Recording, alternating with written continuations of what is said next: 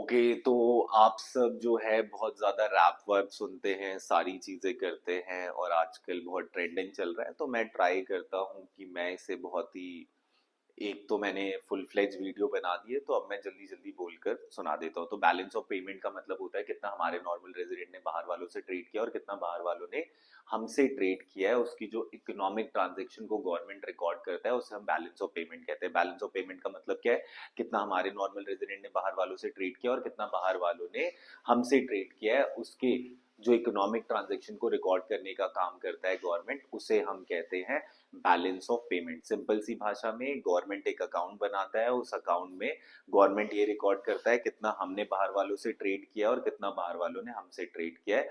उसकी जो पूरी अकाउंटिंग स्टेटमेंट गवर्नमेंट बनाता है उसे हम कहते हैं balance of payment. Balance of payment के अंदर जो रेजिडेंट का मतलब है वो कोई भी हाउस होल्ड हो सकता है, कोई भी फर्म हो सकता है, कोई भी गवर्नमेंट एजेंसी हो सकती है। मतलब इन तीनों के अकाउंट को कंसीडर किया जाता है जब भी बैलेंस ऑफ पेमेंट अकाउंट बनाया जा रहा होता है। उसके बाद इकोनॉमिक ट्रांजेक्शन में चार चीजें आती हैं: visible item, invisible item, unilateral transfer, capital transfer. Visible item का मतलब है जिसे आप टच कर सकते हैं, उसका export and import. Invisible item का मतलब है जिसे आप टच नहीं कर सकते, उसका export and import. Unilateral transfer का मतलब है फ्री फंड में कुछ भी पैसा वैसा मिलना, या तो बाहर से आना या फिर हम बाहर वालों को दे रहे हैं। और कैपिटल ट्रांसफर का मतलब है एसेट एंड लाइबिलिटीज में चेंज आना। जब भी बैलेंस ऑफ पेमेंट अकाउंट बनता है उसमें दो साइड होते हैं, एक डेबिट साइड होता है और एक क्रेडिट साइड होता है। अगर देश के अंदर पैसा आ रहा है तो क्रेडिट साइड, देश के अंदर से पैसा जा रहा है तो वो आएगा डेबिट साइड। ठीक है, अब इससे हमारे तीन आउटकम्स रिलीज हो सकते हैं। या तो हमारा सरप्लस आएगा बैलेंस ऑफ पेमेंट। सरप्लस का मतलब है जब हमारा क्रेडिट साइड ज्यादा है और डेबिट साइड कम है। ठीक है, और डेफिसिट का मतलब क्या है, जब हमारा डेबिट साइड ज्यादा है और क्रेडिट साइड कम है। उस सर और बैलेंस का मतलब क्या है, जब क्रेडिट और डेबिट इक्वल है। तो अभी तक हमने क्या पढ़ा, बैलेंस ऑफ पेमेंट का मतलब होता है कितना हमारे नॉर्मल रेजिडेंट ने बाहर वालों से ट्रेड किया है और कितना बाहर वालों ने हमसे ट्रेड किया। उसकी जो इकोनॉमिक ट्रांजेक्शन को रिकॉर्ड करने का काम गवर्नमेंट कर रही होती है उसे हम बैलेंस ऑफ पेमेंट कहते हैं। बैलेंस ऑफ पेमेंट के अंदर इकोनॉमिक ट्रांजेक्शन का मतलब है visible item, invisible item, unilateral transfer and capital transfer. और रेजिडेंट का मतलब होता है हाउस होल्ड फॉर्म, गवर्नमेंट। ठीक है, गवर्नमेंट एजेंसीज। उसके बाद आता है एक topic balance of trade. Balance of trade में बस विजिबल आइटम को कंसीडर किया जाता है और उसमें ये कैलकुलेट किया जाता है कि विजिबल आइटम का कितना एक्सपोर्ट हुआ है माइनस विजिबल आइटम का कितना इंपोर्ट हुआ है, उनका डिफरेंस। अब ये भी हमें दो आउटकम दे सकता है, या तो सरप्लस देगा या डेफिसिट देगा। सरप्लस का मतलब क्या है कि हमने एक्सपोर्ट ज्यादा किया है और इंपोर्ट कम किया है। डेफिसिट का मतलब क्या है, जब हमने इंपोर्ट ज्यादा किया है और एक्सपोर्ट कम किया है। उसके बाद आता है आपका डिफरेंस, जो कि आप रीड कर लेंगे। उसके बाद हम बैलेंस ऑफ पेमेंट के अंदर दो अकाउंट बनते हैं, एक बनता है करंट अकाउंट और एक बनता है कैपिटल अकाउंट। जब गवर्नमेंट बस ये कैलकुलेट करना चाहती है कि इस साल हमारे नेशन ने कितना ट्रांजेक्शन किया है, ठीक है, हमारे नॉर्मल रेजिडेंट ने कितना ट्रांजेक्शन किया है, वो करंट अकाउंट में दिखाया जाएगा। और जो साल भर साल आगे बढ़ेगा और आगे फॉरवर्ड होगा और इसी साल उसका एंड नहीं हो सकता, उसे हम कैपिटल अकाउंट में कंसीडर करेंगे। क्योंकि कैपिटल अकाउंट में एसेट और लाइबिलिटीज में चेंजेस होना आता है। अगर आप मशीनरी खरीद रहे हैं, इक्विपमेंट खरीद रहे हैं, तो कैपिटल अकाउंट का पार्ट नहीं है। आप लैंड खरीदेंगे, बिल्डिंग खरीदेंगे, तो वो कैपिटल अकाउंट का पार्ट होगा। तो करेंट अकाउंट में सबसे पहले आता है export and import of goods, जो कि है विजिबल आइटम। फिर तो अगर आप एक्सपोर्ट कर रहे हो तो क्रेडिट साइड पे लिखोगे आप करंट अकाउंट के, और अगर आप इंपोर्ट कर रहे हो तो डेबिट साइड लिखोगे करंट अकाउंट के। अब इससे आंसर या तो ट्रेड डेफिसिट आएगा या सरप्लस आएगा। ट्रेड डेफिसिट कब आएगा, ट्रेड डेफिसिट का मतलब आएगा जब आपका इंपोर्ट ज्यादा है और एक्सपोर्ट कम है। और ट्रेड सरप्लस कब आएगा, जब आपका एक्सपोर्ट ज्यादा है और इंपोर्ट कम है। डेफिसिट कब आएगा, जब इंपोर्ट ज्यादा है और एक्सपोर्ट कम है।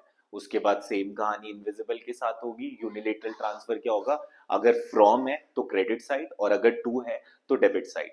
उसके बाद नेक्स्ट क्या है आपका, income to and from abroad. या तो हमारे देशवासी बाहर वालों से कमा रहे होंगे तो क्रेडिट साइड, या फिर हम बाहर वालों को पे कर रहे होंगे तो डेबिट साइड।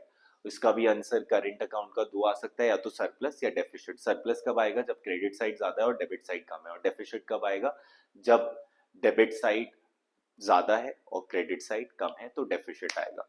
उसके बाद नेक्स्ट आता है आपका कि बैलेंस ऑफ ट्रेड और करंट अकाउंट में फर्क क्या है। तो देखो, करंट अकाउंट जो है विजिबल आइटम, इनविजिबल आइटम और यूनिलेटरल ट्रांसफर को लेता है, तो एक वाइडर कॉन्सेप्ट हो गया। और बैलेंस ऑफ ट्रेड जो है बस विजिबल आइटम्स को लेता है। उसके बाद आता है आपका कैपिटल अकाउंट। कैपिटल अकाउंट में क्या आता है, एसेट और लाइबिलिटीज में चेंजेस आना। एसेट और लाइबिलिटीज में चेंजेस आना। तो सबसे पहले आता है borrowing and lending to and from abroad. अगर हम बोरो कर रहे हैं तो हमारे पास पैसा आएगा तो क्रेडिट साइड आएगा, और अगर हम लेंड कर रहे हैं तो हमारी जेब से पैसा जाएगा जाएगा तो डेबिट साइड आएगा। ठीक है, तो इसी को बस एक्सप्लेन कर कर लिख देना है। ठीक है, कि if we are borrowing money from the outside then it will come under credit side of the capital account, and if we are lending to some other country then it will become on the debit side of the capital account. Then investment to and from abroad. So if we are investing, then investing outside the country, then हमारे जेब से पैसा जा रहा है तो कहाँ आएगा, डेबिट साइड। ठीक है, एंड अगर इन्वेस्टमेंट फ्रॉम अब्रॉड है मतलब हमारी कंट्री में पैसा आएगा, इसलिए कहाँ आएगा, तो क्रेडिट साइड आएगा। अब एक होता है फॉरेन डायरेक्ट इन्वेस्टमेंट और एक होता है portfolio investment. Foreign direct investment में आप फुल ओनर बनते हो, और पोर्टफोलियो इन्वेस्टमेंट में क्या होता है, आप इनडायरेक्ट ओनर बनते हो। ठीक है, तो दो तरीके से इन्वेस्टमेंट में आपकी ओनरशिप आती है। उसके बाद आता है change in foreign exchange reserve. तो फॉरेन एक्सचेंज का मतलब होता है अपनी करेंसी छोड़कर बाकी जितनी भी करेंसी होती है उसे हम कहते हैं फॉरेन एक्सचेंज। तो अगर हमारा सेंट्रल बैंक जो कि है रिजर्व बैंक ऑफ इंडिया, अगर वो रिजर्व बना रहा है तो वो आएगा डेबिट साइड। ठीक है, और अगर वो रिजर्व से विड्रॉ कर रहे हैं तो वो आएगा आपके क्रेडिट साइड। इससे भी दो आंसर आ सकते हैं, सरप्लस कैपिटल अकाउंट और डेफिसिट। सरप्लस कब होगा, जब आपका क्रेडिट साइड ज्यादा होगा और डेबिट साइड कम होगा। और डेफिसिट का मतलब क्या है, जब आपका डेबिट साइड ज्यादा होगा और क्रेडिट साइड कम होगा।